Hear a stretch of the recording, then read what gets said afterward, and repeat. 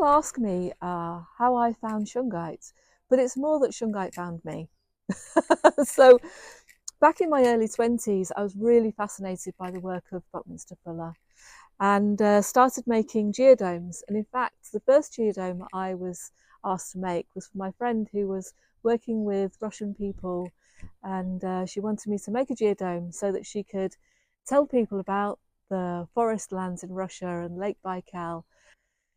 So I made the first geodome for her, which links in to the work she was doing in Russia and Lake Baikal. And that's where the deposit of Shungite is found, on the banks of Lake Baikal near the Finnish border. So I made the first geodome. So there we are, working in the first geodome. I was fascinated by the quotes of Richard Buckminster Fuller. And then when I started researching a bit more, his birthday is the 12th of July, and so's mine. And then I was looking at the date of his death and my birth, and there is 11 days and 6 years between my birth and his death, which is fascinating to me. What's interesting is that he's quoted as saying, when he's working on a problem, if the solution isn't beautiful, he knows it's not right. And when I started working with Shungite, it was fascinating to me, but it was also very plain and dull. And I really wanted people to love Shungite for an aesthetic, creative reason. And coming as an artist, I wanted to make Shungite really beautiful. And that's where Rich and I really set our intentions on making unique, beautiful pieces. My work as an artist, spanning 20 years, had me working with academics in Sheffield University.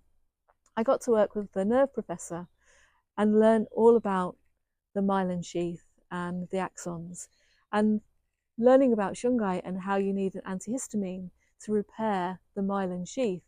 It's just like, how has my life been led to know all of this and then be able to put it all together with what Shungite's doing for the body.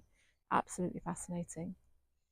My family history goes back to Denmark and Professor August Krogh, who was a Nobel Prize winner for his discovery of how the muscles are oxygenated and sports performance related.